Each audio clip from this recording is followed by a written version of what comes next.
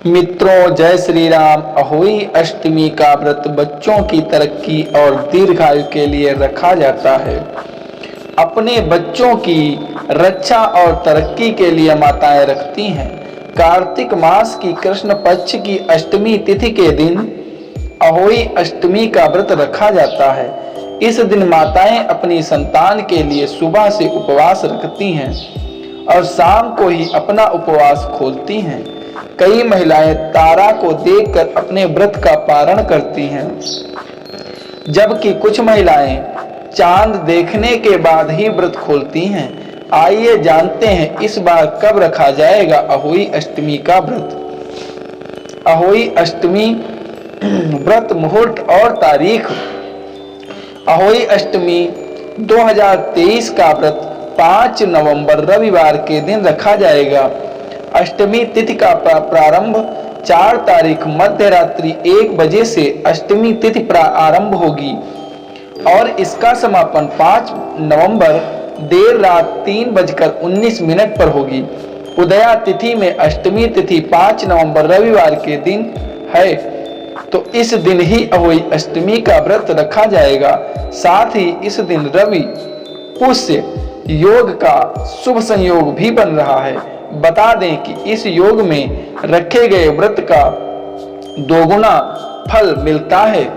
इस दिन सायंकाल तारे निकलते हैं। निकलने के बाद दीवार पर अहोई बनाकर उसकी पूजा करें। व्रत रखने वाली माताएं कहानी सुनने के समय एक पट्टे पर एक जल से भरा लोटा रख लें।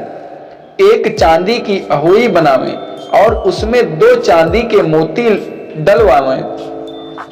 जिस प्रकार हार में पैंडिल लगा होता है उसी जगह चांदी की अहोई लगवाएं और डोरे में चांदी के दाने डलवाएं। फिर अहोई की रोली चावल दूध भात से पूजा करें। जल के लोटा पर एक सतिया काढ़ कर एक कटोरी में सीरा और रुपए का बायना निकालकर तथा हाथ में 7 दाने गेहूं के लेकर कहानी सुने।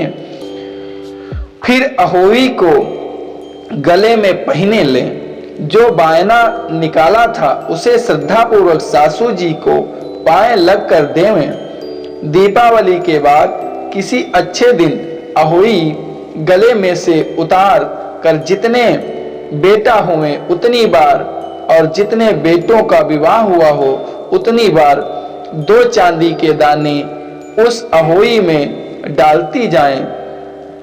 जब अहोई उतारें उसका गुड़ से भोग लगाकर और जल से छींटे देकर रख देवें। चंद्रमा को अर्घ्य देकर भोजन करें। इस दिन ब्राह्मण को पेठा दान में अवश्य दें। यह व्रत छोटे बच्चों के कल्याण के लिए किया जाता है। अहोई देवी के चित्र के साथ साथ सेही के बच्चे के चित्र भी बनावें और पूजा करें। कथा बहुत पुराने समय की बात है।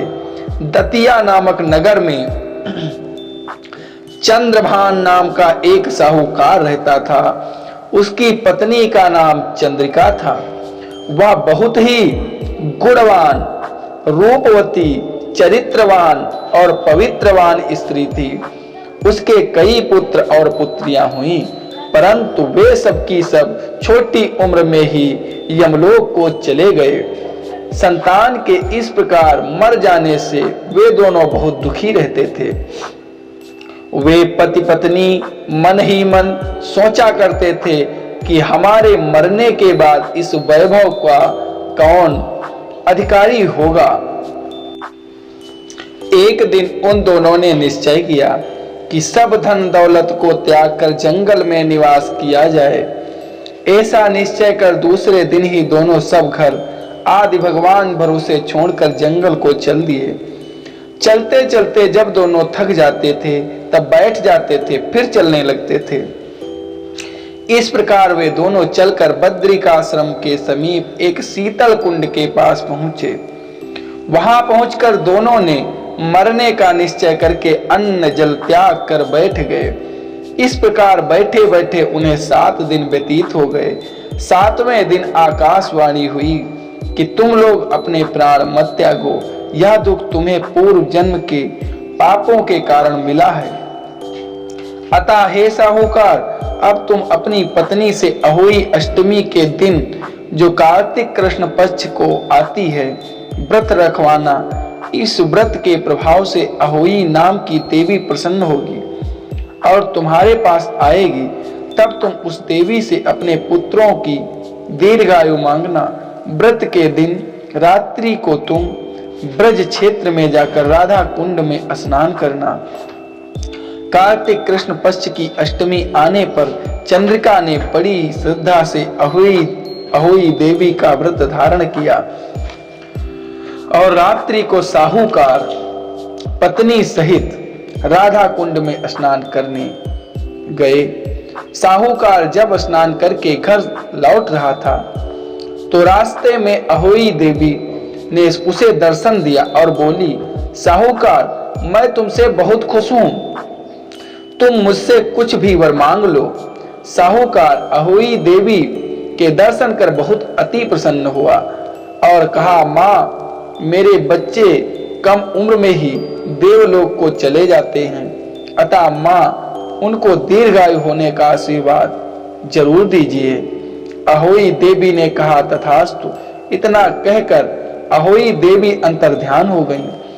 कुछ दिन बाद साहूकार के एक पुत्र पैदा हुआ, जो बड़ा होने पर विद्वान, बलशाली, प्रतापी तथा आयुष्मान हुआ। यदि किसी स्त्री के